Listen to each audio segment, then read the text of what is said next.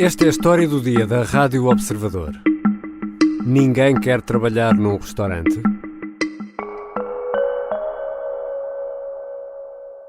Aquilo que tem sido o nosso foco tem sido manter as condições, manter os salários justos, mas tentar ao máximo que sejam trabalhadas as 40 horas semanais, as 2 folgas, que realmente é o mais difícil de conseguir conciliar com aquilo que é a nossa área de negócio. António Carrilho é um dos empresários do restaurante Sauvage, em Lisboa. Os empresários da restauração reconhecem dificuldades em conseguir pessoas para trabalhar, sobretudo nas salas. Miguel Pérez é também empresário, é o responsável do restaurante Pigmeu, também em Lisboa, e diz que as condições de trabalho estão a mudar. Eu tenho uma opinião muito clara que sim, neste momento os trabalhadores vivem um momento como poucas vezes se viveu na restauração, em que existe mão de obra, os salários começam a subir, há muita gente preocupada em dar melhores condições de trabalho, em termos de horários de trabalho, em termos de folgas, número de horas trabalhadas. Portanto, eu acho que os trabalhadores têm aqui uma oportunidade de ser mais exigentes devido a essa falta de mão de obra.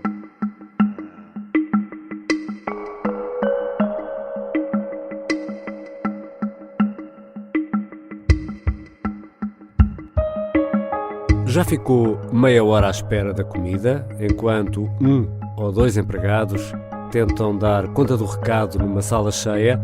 Não é um problema do restaurante A ou B, nem apenas um problema português.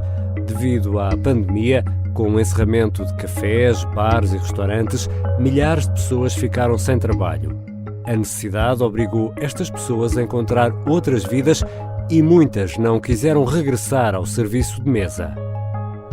Por exemplo, nos Estados Unidos, há atualmente 450 mil ofertas de emprego na restauração por preencher. Isto segundo dados recentes divulgados pela Associação Nacional de Restaurantes norte-americana. As empresas, cá e lá, tentam novas estratégias para atrair e fixar mão de obra. Vou conversar com a jornalista do Observador, Ana Luísa Bernardino, que ouviu as queixas dos empresários e as razões de ex-funcionários para não regressar. Eu sou o Ricardo Conceição e esta é a história do dia. Bem-vinda, Ana. Olá, Ricardo. Aquela ideia de que o serviço piorou em termos de tempo de espera e de eficiência nos restaurantes é só uma impressão ou está mesmo a acontecer? Bom, acho que não podemos generalizar, depende do sítio, claro.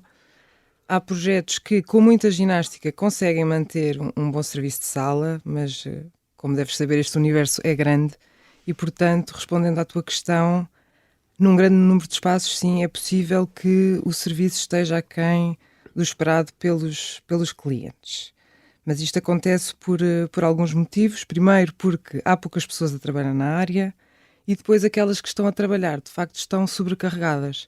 Portanto, estes 2 fatores juntos criam então este problema. Tu falaste com várias pessoas, de um lado e do outro da mesa, ou seja, de quem trabalha e de quem emprega, para um trabalho sobre precisamente a falta de mão de obra na restauração. Podemos falar aqui de um problema? Isto está a ser um problema? Sim, isto é um problema. Mas, por exemplo, nós estamos em recrutamento há 8 meses e ainda não apareceu praticamente nenhum português. As poucas pessoas que aparecem, infelizmente, não têm habilitações profissionais para os cargos ou para as funções. Portanto, este é Luís Gasparinho, empresário à frente do Rebel Asian, também em Lisboa. Como toda a gente se queixa que na hotelaria há exploração, não há exploração. Um problema, aliás, que tem vindo a ser notado por várias entidades ligadas a este setor. Há um problema de recursos humanos na área da restauração e da hotelaria, porque há cada vez menos pessoas disponíveis para trabalhar. E isto nasceu com a pandemia? É aí que isto começa? Qual é esta história, Ana? Para nós, se calhar nós notamos este fenómeno no pós-pandemia, mas a realidade é que ele já existia antes. No meu artigo eu falei com a Ana Jacinto, secretária-geral da Aresp, e ela até descreveu o problema como um problema estrutural do setor. O problema já existia em 2019, mas com a pandemia houve um agravamento. As pessoas foram embora as pessoas foram embora e não quiseram voltar. Isso porque mesmo pessoas que já trabalhavam há muito tempo perceberam que poderiam ganhar a vida de outra forma, tendo, por exemplo, noites livres, fins de semana livres, fizeram essas contas, foi isso? E Exato. não quiseram voltar? Exato. Pronto, enfim, houve muitos layoffs, houve muitos despedimentos, muitos contratos que foram terminados antes do tempo e houve casos em que isto aconteceu mais do que uma vez, porque tivemos 2 Exato. confinamentos. Portanto, as pessoas tiveram de ir para casa e, numa situação de insegurança tão grande, tiveram de se reinventar, tiveram de repensar a vida. Eu acho que este é um dos pontos até mais interessantes nisto que aconteceu, é esta capacidade do ser humano, às vezes até com 2 décadas de trabalho na mesma carreira, de se conseguir reinventar. Portanto, as pessoas começaram a fazer contas à vida, começaram a perceber que nesta área, para já, ainda para mais não se sabia quando é que a pandemia ia acabar, tinham de procurar soluções, então foram à procura delas. E encontraste casos? Encontrei, falei com 3 casos, encontrei muitos mais. Toda a gente conhecia várias pessoas que tinham mudado de área, e falei com 2 pessoas que estão atualmente a trabalhar como consultores imobiliários, pelo que percebi, até foi uma coisa que aconteceu muito, pessoas que se dedicaram a esta área. Até porque o imobiliário Exato. é um bom negócio, não é? Continua a ser um bom negócio. Exato. Depois, houve pessoas que foram, que tinham como hobby já os estudos de mercados financeiros e fizeram disto vida, pessoas que foram trabalhar para call centers, pessoas que estabeleceram os seus próprios negócios. E trabalhavam em restaurantes? Trabalhavam em restaurantes, tanto no serviço de sala, como também muitas vezes no bar. Muitas vezes no bar. E os salários têm ou não aqui um peso? Ou seja, estas pessoas que abandonaram o setor da hotelaria encontram salários iguais ou melhores noutros setores? Encontram salários melhores, sim. E além disso, e muito importante, encontram horários melhores. Exato. Porque um dos maiores problemas do setor é... são os horários, porque as pessoas não conseguem entrar de manhã e sair ao final do dia. As pessoas entram de manhã, fazem um tour de manhã, à tarde têm um intervalo de várias horas em que às vezes não conseguem ir a casa, não conseguem fazer nada com aquele tempo, e depois entram no novo turno à noite e saem de madrugada. Portanto, os salários que não são ideais, junto com esta exigência e também intensidade da atividade, em termos de horários e em termos mesmo físicos e psicológicos, criaram aqui um contexto para as pessoas encontrarem melhores condições facilmente noutros trabalhos. Porque os momentos de serviço, não é? O almoço e o jantar são intenso. muito intensos durante muito 2 intenso. a 3 horas, não é? Sim, é muito intenso mesmo. Miguel Pérez, do restaurante Pigmeu, também disse uma coisa curiosa. Todos os mídias falam dos chefes, falam dos restaurantes, mas poucas são as pessoas que falam dos profissionais de sala, dos chefes de sala, dos canções, dos empregados de mesa, que eu não gosto sequer de utilizar esse termo, gosto mais de anfitriões, e estas pessoas ficam sempre esquecidas, o destaque está sempre nos chefes, não é? Agora é isto, Ana, os restaurantes são os restaurantes dos chefes e já não são os restaurantes daquele dono ou daquela pessoa que normalmente iríamos encontrar, e vamos à procura do restaurante do chefe. O trabalhador da sala, as pessoas que trabalham na sala, perderam relevância? Em termos de popularidade, sim, perdeu relevância, mas a verdade é que continuam a ser estas as pessoas que recebem o cliente. Exato. Continuam a ser o anfitrião, continuam a ser o embaixador do restaurante. Portanto, perdeu relevância, mas, quer dizer, na verdade, é um trabalho que importa. É por isto que o cliente muitas vezes volta. Portanto... É fundamental para a experiência, não é? Exatamente, é fundamental para a experiência e, enfim, há umas décadas que os holofotes começaram a apontar muito mais para o chefe. Para o chefe, não é? nós vamos ao restaurante A ou B. Exatamente, porque a pensar é no chefe e porque ganhou uma estrela e porque ganhou outro prémio, enfim. E há muito mais mediatismo em torno desta pessoa. Antigamente as pessoas conheciam os restaurantes pelo dono do restaurante, pelo chefe de sala, pela pessoa que fazia eram a casa, os maîtres, não é? exatamente. Hoje em dia já não é assim. Além disso, também é importante referir que para esta crise de recursos humanos contribui muito a formação das pessoas, porque antigamente estas pessoas eram formadas e tinham vocação para trabalhar nesta área. É preciso vocação para servir os outros, para atender, Claro. para saber tratar bem. E nem toda a gente tem essa vocação. Muitas vezes são trabalhadores precários de outras áreas que vão trabalhar para os restaurantes. Portanto, isto faz com que não queiram estar lá muito tempo, porque é uma solução de curto prazo e inevitavelmente vão-se embora. Já voltamos à conversa com a jornalista Ana Luísa Bernardino. Vamos tentar perceber qual é a realidade em Portugal e que estratégias estão as empresas a seguir para tentar fixar os trabalhadores.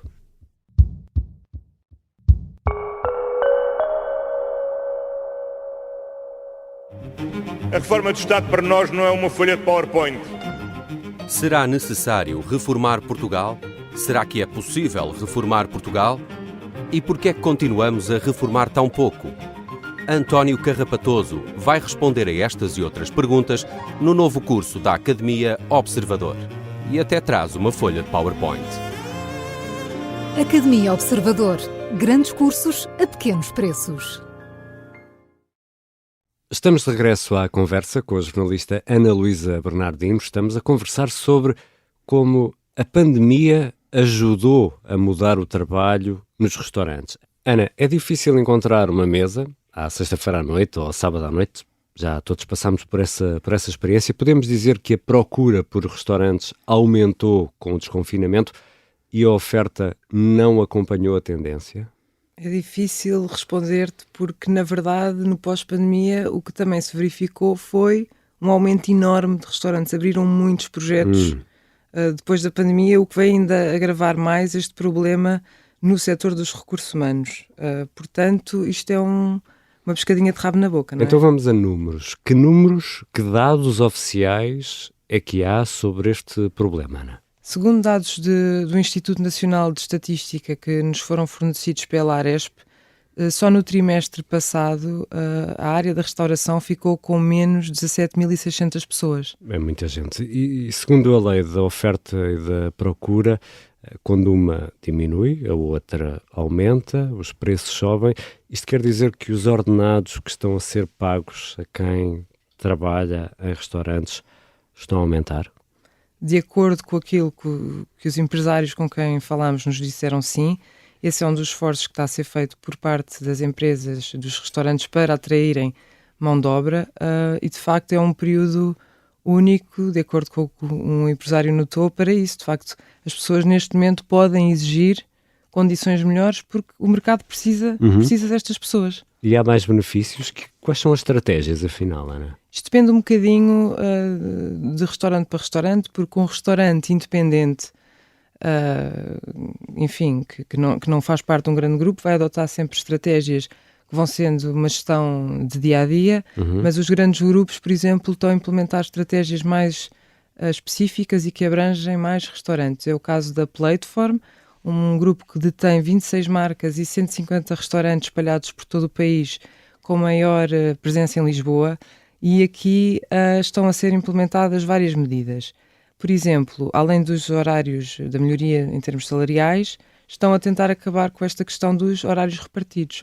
Com aquele intervalo a meio do dia entre o jantar e entre o almoço e o jantar? Exatamente. Em marcas mais jovens, porque são restaurantes com tipologias diferentes e nos restaurantes mais jovens estão, por exemplo, a apostar mais em part-time, portanto contratam uma equipa para as manhãs e outra equipa para as noites, mas nos restaurantes mais formais, em que isto não é possível, estão mesmo a tentar que os funcionários possam fazer os turnos todos seguidos. Além disto, também estão a tentar juntar as folgas, ou seja, o trabalhador pode descansar 2 dias seguidos ao invés de descansar uma segunda e depois, por exemplo, descansar uma quinta. E estão também a implementar sistemas de gratificação nos espaços onde há serviço de mesa. Portanto, o cliente vai e na sua conta tem lá a sugestão de dar uma gratificação à pessoa que atendeu. Ou seja, quando vem a continha, não é? Quando vem a continha, já apanhei casos desses, em que vem uma sugestão de gratificação, de gorjeta, como nós dizemos, e como acontece noutros países, como por exemplo nos Estados Unidos. É isso que está a ser feito. Está a chegar cá. E essa estratégia está a resultar ou não?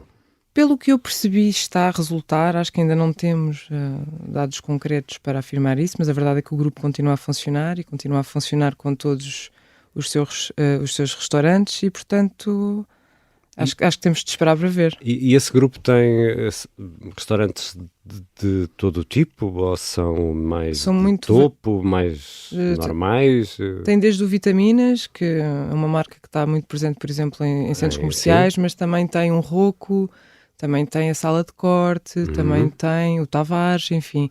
Tem aqui uma série de marcas, também tem o Koyota com o Honorado, que são as tais marcas jovens de que te falava. Portanto, tem aqui um conjunto de marcas muito diversificado. Ana, há pouco falavas na formação. Esse também é um problema nesta área, não é? Exatamente. É um problema, as pessoas já não vêm com essa escola e, portanto, faz com que as pessoas se vão embora mais rapidamente. Há aqui um aspecto muito interessante que o diretor de Recursos Humanos da Platform, o Bernardo Martinho, referiu, que foi uma forma de lidar com a falta de formação pode passar por avaliar os candidatos pelas suas soft skills, portanto, pelas suas competências, maneira de ser, e depois ser o próprio restaurante a formar naquilo que respeita à parte técnica, não é? Porque isto é possível. Portanto, pode ser esta mesma solução para tratar do problema da falta de conhecimento em relação ao serviço de sala, porque o serviço de sala é onde o problema dos recursos humanos mais se acentua. Claro, e é aí que se sente, sobretudo enquanto vamos, enquanto clientes, e aquilo a que assistimos, Ana, é que os restaurantes tentam manter o funcionamento mesmo recorrendo a essas pessoas com pouca ou nenhuma formação. Há algumas histórias para contar às vezes, mas... Claro, as pessoas trabalham com o que têm, não é? E os restaurantes têm de continuar a funcionar e, como nos referia também a Aresp, é um setor que, apesar de tudo, tende a ser um setor muito resiliente e, portanto, vai fazendo esta gestão no dia-a-dia. Miguel Pérez, do Pigmeu, do restaurante Pigmeu, também diz que, por muito que queira mudar, também é preciso fazer contas. Os negócios, a maior parte deles, foram construídos com esta premissa, não é? De trabalhar em turnos repartidos, fazerem almoços e jantares, e os preços estão de acordo com isso. Ou seja, é difícil mudar, mas as coisas estão a mudar. Ana, ordenados mais altos, mais folgas, mais turnos, tudo isto são custos acrescidos, já para não falar do aumento do preço da energia e também dos próprios produtos, dos próprios alimentos. Os pratos estão a ficar mais caros? Sim, estão a ficar mais caros e isto não tem só que ver com a crise de que viemos, portanto da Covid-19, tem também muito a ver com a crise em que estamos a entrar. Portanto, as matérias-primas do setor estão todas a ficar mais caras, como a eletricidade, que aumentou 22,1%, o gás, que aumentou 38,5%, depois ainda temos os óleos e as gorduras, que aumentaram 32,3%, a carne 15,4%, e isso o pão e cereais 14%. As gorduras e a carne refletem no preço dos croquetes, pelo menos, não é? Exatamente, portanto comecem a contar com um croquete mais caro, não é? já não é igual. Portanto sim, os preços vão ficar mais caros, mas era o que eu te dizia há pouco, o setor é resiliente, sobreviveu a 2 crises recentes e portanto vai sobreviver a esta. Agora vai passar por outro período, aliás já está a passar por outro período de grande turbulência. Obrigado, Ana. Nada, Ricardo.